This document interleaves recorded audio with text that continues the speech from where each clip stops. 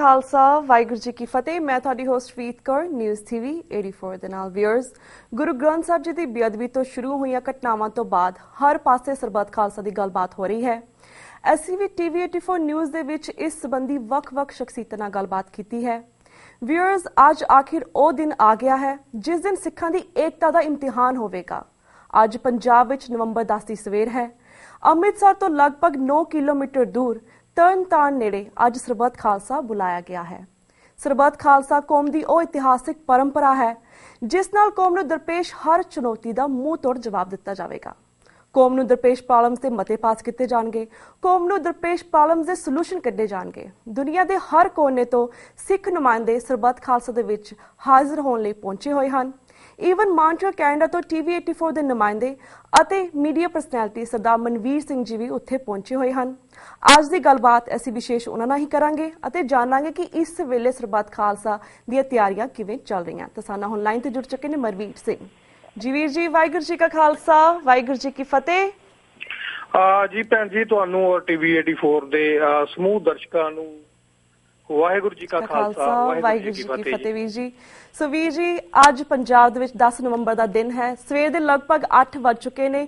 ਸਭ ਤੋਂ ਪਹਿਲਾਂ ਤਾਂ ਅਸੀਂ ਇਹੀ ਜਾਣਨਾ ਚਾਹਾਂਗੇ ਤੁਹਾਡੇ ਕੋਲੋਂ ਕਿ ਤੁਸੀਂ ਇਸ ਵੇਲੇ ਕਿਹੜੀ ਜਗ੍ਹਾ ਤੇ ਹੋ, ਇਸ ਵੇਲੇ ਸਰਬੱਤ ਖਾਲਸਾ ਦੀ ਗਰਾਊਂਡ ਸਿਚੁਏਸ਼ਨ ਕੀ ਹੈ, ਕਿਸ ਤਰ੍ਹਾਂ ਦੀਆਂ ਤਿਆਰੀਆਂ ਚੱਲ ਰਹੀਆਂ ਨੇ। ਸਭ ਤੋਂ ਪਹਿਲਾਂ ਸਾਨੂੰ ਇਸ ਬਾਰੇ ਜਾਣਕਾਰੀ ਦਿਓ। ਜੀ ਭੈਣ ਜੀ, ਅਸੀਂ ਕੋਈ 15 ਮਿੰਟ ਪਹਿਲਾਂ ਜਿਹੜਾ ਤੁਰੇ ਸੀ ਗੋਲਡਨ ਸਾਹਿਬ ਕੰਪਲੈਕਸ, ਦਰਬਾਰ ਸਾਹਿਬ ਕੰਪਲੈਕਸ ਦੇ ਵਿੱਚੋਂ, ਔਰ ਇਸ ਵਕਤ ਅਸੀਂ ਚੱਬੇ ਪਿੰਡ ਦੇ ਵਿੱਚ ਮੌਜੂਦ ਹਾਂ ਔਰ ਪੰਡਾਲ ਵਾਲੀ ਜਗ੍ਹਾ ਦੇ ਉੱਤੇ ਜਾ ਰਹੇ ਹਾਂ ਜੀ। ਔਰ ਚੱਪੇ ਦੇ ਉੱਤੇ ਜਿਹੜੀ ਆ ਪੁਲਿਸ ਤੈਨਾਤ ਹੈ, ਪੈਰਾਮਿਲਟਰੀ ਫੋਰਸਿਸ ਔਰ CID ਸਾਫ਼ ਦੇਖੀ ਜਾ ਸਕਦੀ ਹੈ ਜੀ।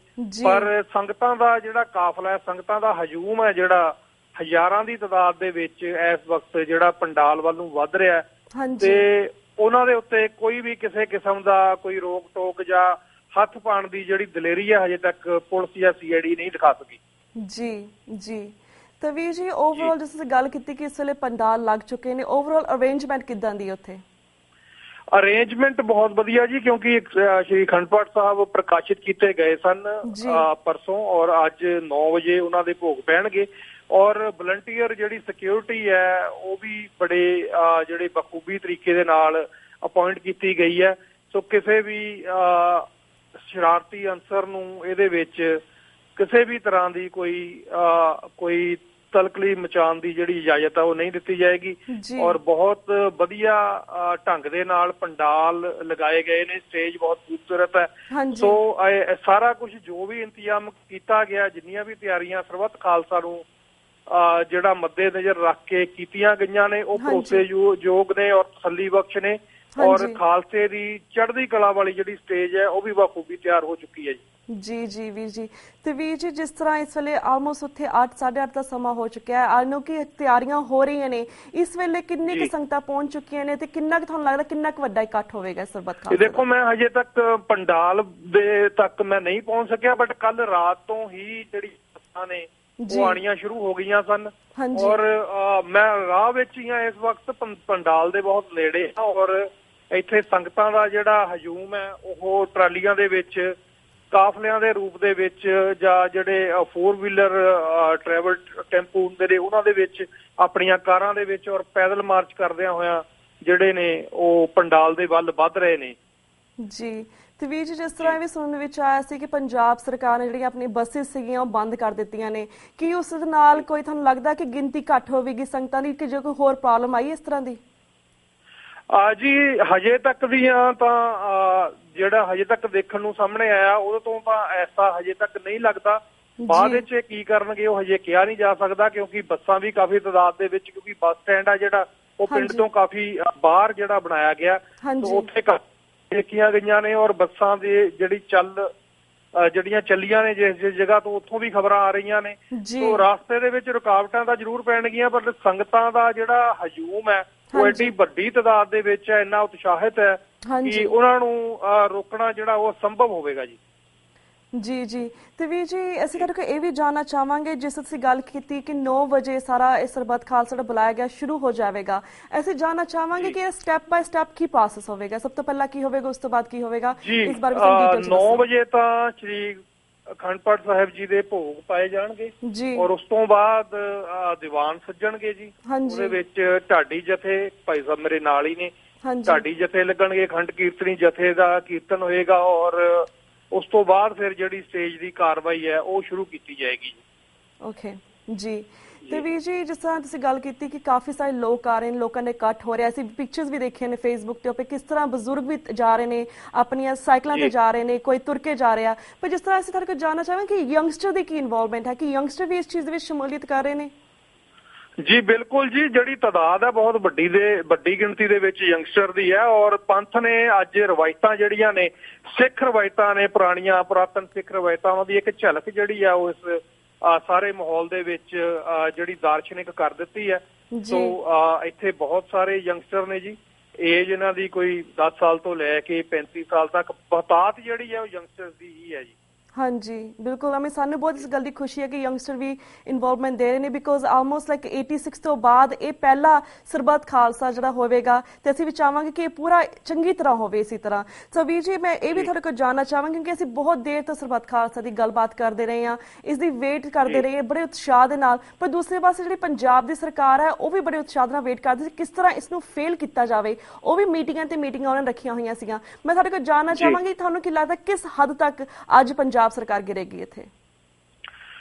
ਦੇਖੋ, ਪੰਜਾਬ ਸਰਕਾਰ ਦੇ ਜਿਹੜੇ ਮਨਸੂਬੇ ਨੇ ਅੱਜ ਪੂਰੀ ਤਰ੍ਹਾਂ ਵਿਫਲ ਹੋਣਗੇ। ਸਰਬੱਤ ਖਾਲਸਾ ਉਹਨਾਂ ਨੂੰ ਬਿਲਕੁਲ ਮਾਤ ਦੇਵੇਗਾ ਕਿਉਂਕਿ ਉਹਨਾਂ ਨੇ ਆਪਣੀਆਂ ਪੂਰੀ ਸਰਕਾਰੀ ਮਸ਼ੀਨਰੀ ਵਰਤ ਕੇ ਔਰ ਆਪਣੇ ਟੀਵੀ ਚੈਨਲ ਜਿਹੜੇ ਅਖੌਤੀ ਮੀਡੀਆ ਪੰਜਾਬ ਦੇ ਵਿੱਚ ਪੰਜਾਬ ਸਰਕਾਰ ਜਿਸ ਦੇ ਉੱਤੇ ਕਾਬਜ਼ ਹੈ ਉਸ ਨੂੰ ਵਰਤ ਕੇ ਜਿੰਨੇ ਵੀ ਪੰਜਾਬ ਸਰਕਾਰ ਦੇ ਮਨਸੂਬੇ ਘੜੇ ਸਨ, ਅੱਜ ਸਰਬੱਤ ਖਾਲਸਾ ਨੇ ਇਹ ਮਨਸੂਬੇ ਜਿਹੜੇ ਨੇ ਉਹ ਫੇਲ ਕਰ ਦਿੱਤੇ ਨੇ ਔਰ ਸਰਕਾਰ ਨੂੰ ਜਿਹੜਾ ਇਸ ਦਾ ਆਉਣ ਵਾਲੇ ਸਮੇਂ ਵਿੱਚ ਵੀ ਜਵਾਬ ਦੇਣਾ ਪਵੇਗਾ ਜੀ।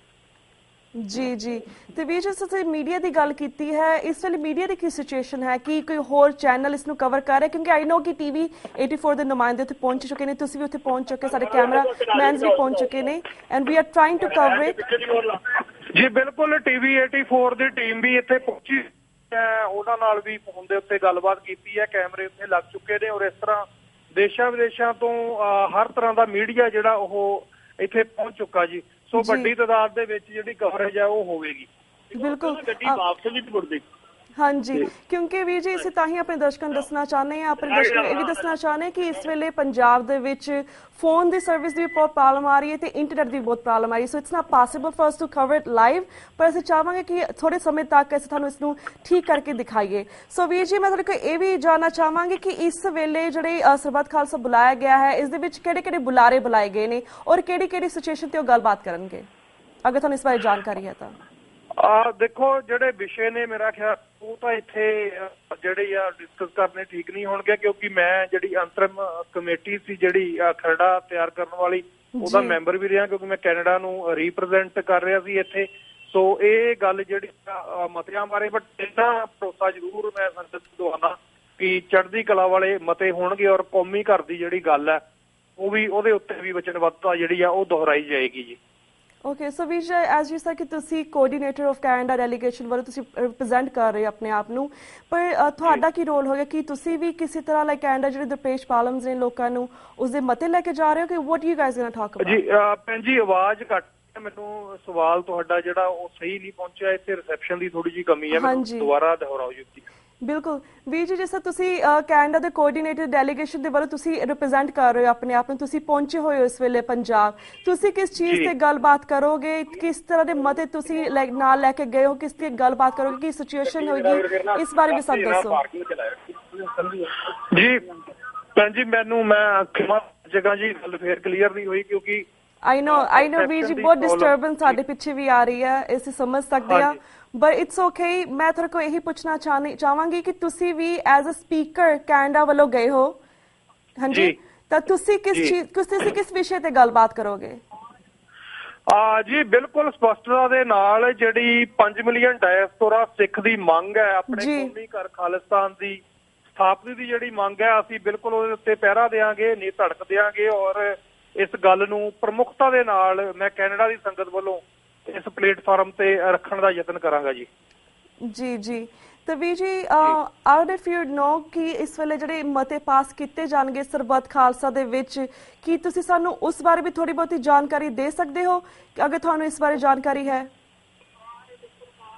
ਜੀ, ਪ੍ਰਮੁੱਖ ਦੇ ਉੱਤੇ ਜਥੇਦਾਰਾਂ ਨੂੰ ਖਾਰਿਜ ਕਰਨਾ, ਨਵੇਂ ਜਥੇਦਾਰ ਸਹਿਬਾਨ ਦੀ ਨਿਯੁਕਤੀ, ਔਰ ਉਸ ਤੋਂ ਇਲਾਵਾ ਜਿਹੜੇ ਇਹ ਬਾਦਲ ਪਰਿਵਾਰ ਦੇ ਅਖੌਤੀ ਅਵਾਰਡ ਜਿਹੜੇ ਇਹਨਾਂ ਨੇ ਧੱਕੇ ਦੇ ਨਾਲ ਲਏ ਨੇ ਉਹਨਾਂ ਨੂੰ ਵਾਪਸ ਲਿਆ ਜਾਣਾ, ਔਰ ਵਰਲਡ ਸਿੱਖ ਪਾਰਲੀਮੈਂਟ ਦੀ ਸਥਾਪਨਾ ਕਰਨੀ। ਔਰ ਇਹਦੇ 'ਚ ਜਿਹੜੀ ਸਭ ਤੋਂ ਵੱਡੀ ਗੱਲ ਖੁੱਲ ਕੇ ਜਿਹੜੀ ਵਿਚਾਰੀ ਗਈ ਆ ਉਹ ਅਕਾਲ ਤਖਤ ਸਾਹਿਬ ਨੂੰ ਵੈਟੀਕਨ ਲਾਈਕ ਦਾ ਜਿਹੜਾ ਸਟੇਟਸ ਹੈ ਉਹ ਦਿਵਾਉਣ ਲਈ ਜਿਹੜੀ ਜੱਦੋ-ਜਹਿਦ ਆ ਉਹ ਆਰੰਭ ਕੀਤੀ ਜਾਏਗੀ, ਉਸਦਾ ਐਲਾਨ ਜਿਹੜਾ ਉਹ ਕੀਤਾ ਜਾਏਗਾ ਜੀ। ਔਰ ਉਸ ਤੋਂ ਇਲਾਵਾ ਪੰਥ ਨੂੰ ਦਰਪੇਸ਼ ਤਕਰੀਬਨ 12 ਜਾਂ 13 ਮਸਲਿਆਂ ਨੂੰ ਜਿਹੜਾ ਉਹ ਵਿਚਾਰਿਆ ਜਾਏਗਾ ਜੀ। ਅਮੀ ਵੀਰ ਜੀ, ਸਾਨੂੰ ਸਾਰਿਆਂ ਨੂੰ ਦਿਖਦਾ ਹੈ ਕਿ ਕਿਸ ਤਰ੍ਹਾਂ ਸਾਡਾ ਜਿਹੜਾ ਅਕਾਲ ਤਖਤ ਹੈ, ਕਿਸ ਤਰ੍ਹਾਂ ਇਹ ਭਾਰਤੀ ਹੁਕੂਮਤ ਜਾਂ ਕਹਿ ਸਕਦੇ ਜਾਂ ਪੰਜਾਬ ਦੀ ਹੁਕੂਮਤ ਦੇ ਕਬਜ਼ੇ ਵਿੱਚ ਹੈ। ਸਾਡਾ ਫਰਜ਼ ਬਣਦਾ ਕਿ ਇਸ ਨੂੰ ਇਸ ਕਬਜ਼ੇ ਵਿੱਚੋਂ ਕੱਢੀਏ। ਜਿਸ ਤੁਸੀਂ ਗੱਲ ਕੀਤੀ ਹੈ ਕਿ ਜਿਹੜੇ ਇੱਥੇ ਜਥੇਦਾਰ ਨੇ ਉਹਨਾਂ ਨੂੰ ਖਾਰਿਜ ਕੀਤਾ ਜਾਵੇਗਾ, ਉਹਨਾਂ ਨੂੰ ਕੱਢਿਆ ਜਾਵੇਗਾ, ਤੁਹਾਨੂੰ ਪਤਾ ਹੈ ਕਿ ਜਿਹੜੇ ਨਵੇਂ ਜਥੇਦਾਰ ਨੇ ਕੌਣ ਨਿਯੁਕਤ ਕੀਤੇ ਜਾਣਗੇ, ਕਿਹਨਾਂ ਨੂੰ ਰੱਖਿਆ ਜਾਵੇਗਾ? ਅਗਰ ਤੁਹਾਨੂੰ ਇਸ ਬਾਰੇ ਵੀ ਪਤਾ ਹੈ ਤਾਂ ਦੇਖੋ, ਇਹ ਜਿਹੜੀ ਗੱਲ ਆ ਇਹ ਹਜੇ ਤੱਕ ਇਹਦੇ ਵਿੱਚ ਜਿਹੜੀ ਹੈ ਉਹ ਜਿਹੜੀ ਸਹਿਮਤੀ ਆ ਉਹ ਬੜੀ ਦੇਰ ਰਾਤ ਤੱਕ ਮੀਟਿੰਗ ਚੱਲੀਆਂ ਨੇ, ਕਈ ਨਾਮਾਂ ਦੇ ਵਿਚਾਰ ਨੇ। ਸੋ ਸਾਨੂੰ ਇਹ ਜਿਹੜਾ ਇਹ ਹੁਕਮ ਹੋਇਆ ਕਿ ਐਲਾਨੇ ਜਾਣ ਤੱਕ ਅਸੀਂ ਇਹਦਾ ਜ਼ਿਕਰ ਆ ਜਿਹੜਾ ਉਹ ਬਾਹਰ ਨਾ ਕਰੀਏ ਜੀ। ਸੋ ਇਹ ਮਜਬੂਰੀ ਆ, ਮੈਂ ਇਹਦੇ ਬਾਰੇ ਗੱਲਬਾਤ ਜਿਹੜੀ ਆ ਉਹ ਫਿਲਹਾਲ ਔਨ 에ਅਰ ਨਹੀਂ ਸਾਂਝੀ ਕਰ ਸਕਦਾ ਜੀ, ਖਿਬਾ ਦਾ ਜਾਜੇਗਾ ਜੀ। ਕੋਈ ਗੱਲ ਨਹੀਂ ਵੀਰ ਜੀ, ਇਟਸ ਓਕੇ। ਸੋ ਵੀਰ ਜੀ, ਇੱਥੇ ਅਸੀਂ ਇੱਕ ਛੋਟਾ ਜਿਹਾ ਬ੍ਰੇਕ ਲੈਣੇ ਆ। ਬ੍ਰੇਕ ਤੋਂ ਬਾਅਦ ਵੀ ਤੁਹਾਨੂੰ ਸਵਾਲਾਂ ਦਾ ਸਿਲਸਿਲਾ ਇਸੇ ਤਰ੍ਹਾਂ ਅਸੀਂ ਜਾਰੀ ਰੱਖਾਂਗੇ। ਸਾਡੇ ਨਾਲ ਇਸੇ ਤਰ੍ਹਾਂ ਬਣੇ ਰਹੋ।